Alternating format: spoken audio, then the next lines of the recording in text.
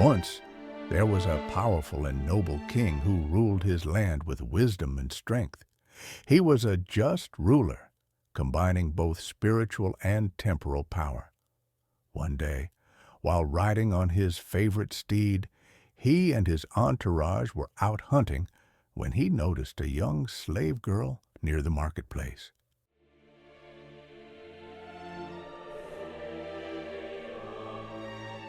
In that instant, his heart was seized by an overwhelming love for her. It was as if his soul had become her servant. His heart fluttered like a caged bird, desperate for freedom.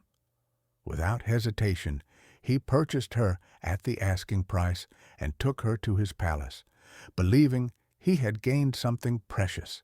However, fate had other plans.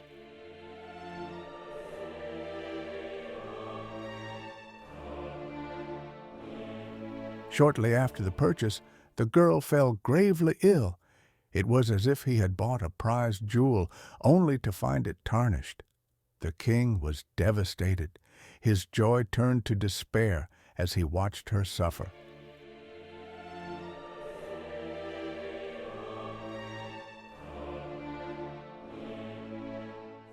Desperate to save her, he summoned the finest physicians from all corners of the land.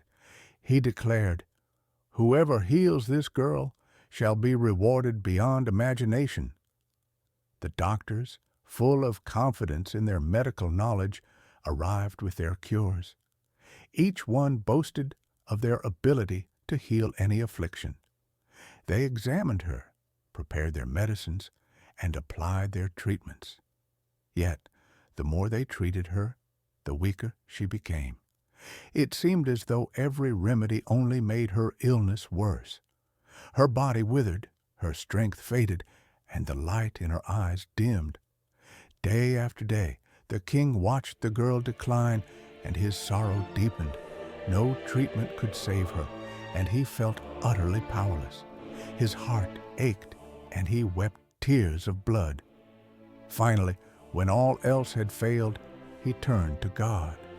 He walked barefoot to the mosque, his royal garment soaked with tears, and fell to the ground in prayer. He cried out to the heavens, confessing his weakness and begging for divine guidance. He poured his soul out, acknowledging his helplessness. That night, exhausted from his grief, he fell into a deep sleep. In his dream, an old man appeared before him, his voice deep and reassuring. "Tomorrow, a healer will come to you," the man said. "He is the one who holds the cure. Trust him completely, for he alone can restore the girl's health."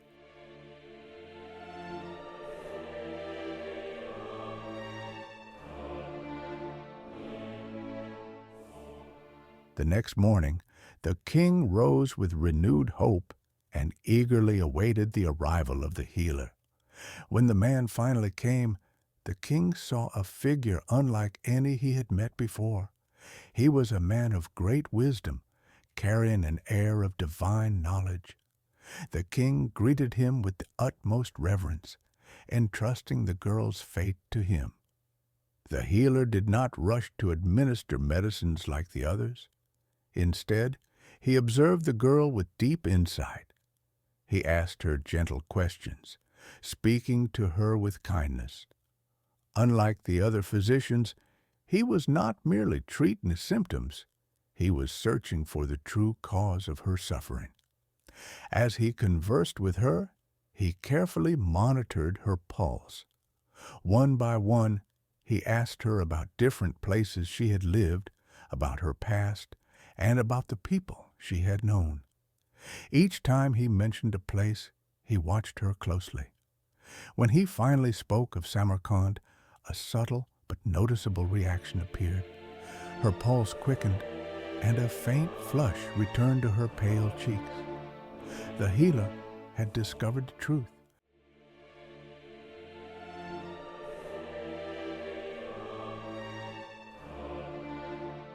Her illness was not of the body, but of the heart. She was suffering from love sickness. She had been separated from the one she loved. a goldsmith from Samarkand. Her body had been wasting away not because of any disease, but because of the ache in her heart.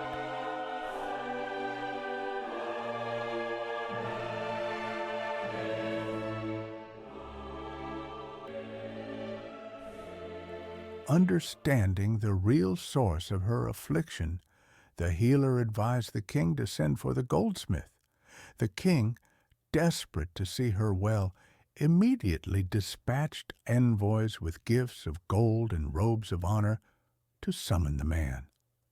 The messengers arrived in Samarkand and delivered the king's request to the goldsmith, praising his skill and inviting him to the royal court. Flattered by the attention and lured by promises of wealth and prestige, the goldsmith eagerly accepted the invitation, unaware of the true reason for his summons.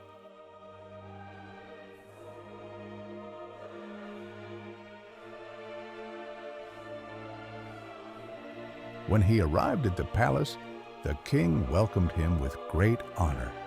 The girl, upon seeing him, regained her joy. Her health improved rapidly, and soon she was fully recovered. For 6 months, they lived happily together, indulging in their reunion. However, the wise healer knew a deeper truth. This love, he understood, was not eternal. It was based on physical attraction, not the soul's yearning for something greater. Secretly, the healer prepared a potion that gradually affected the goldsmith's health. Day by day, his youth and beauty faded. His once radiant skin grew pale, his strength weakened, and his charm vanished. As he deteriorated, so did the girl's affection for him. The love that once seemed so powerful now crumbled. Eventually, the goldsmith, now a mere shadow of his former self, succumbed to his illness and died.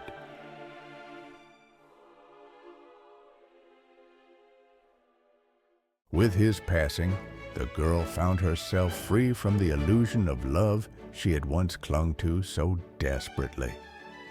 The healer then turned to the king and the girl, revealing the wisdom behind his actions. Love that is based on mere physical beauty and fleeting desires will always fade, he explained. True love is eternal, bound to the soul, not to the body. The girl, now awakened to a higher truth, understood the wisdom in his words. The king, too, saw the deeper lesson, that what had seemed like a tragedy was, in reality, a divine lesson, guiding them toward a greater understanding of love's true nature.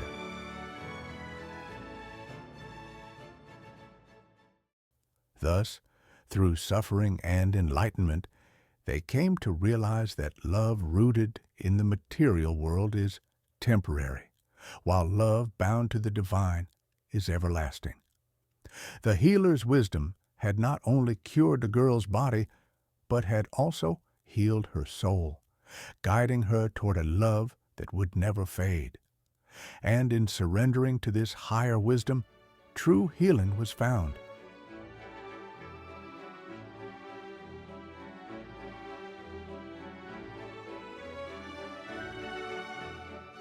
The king marveled at the depth of the healer's knowledge. "You have opened my eyes," he said. "I once believed love was possession, but now I see it is liberation. This girl was bound by desire, just as I was bound by my need to own her. But true love is not a chain. It is a light that guides us to the divine." The healer smiled knowingly. Indeed, love is not something to be grasped. It is a force that transcends the physical and leads the soul toward its ultimate purpose. The love that fades is not love at all. It is illusion. The love that endures is that which connects us to the eternal. The girl, now free of the burdens of attachment, devoted herself to a higher path. She spent her days in contemplation, seeking the love that does not fade, the love that grows brighter with time. The king, too, ruled his land with a newfound wisdom, no longer seeking fulfillment in transient things, but in the deeper truths revealed to him by the healer. The story of the slave girl and the goldsmith spread throughout the kingdom, teaching all who heard it a profound lesson. Love rooted in a temporary is destined to perish, but love that seeks the divine is infinite. The healer, having fulfilled his purpose, quietly left the palace, his mission complete.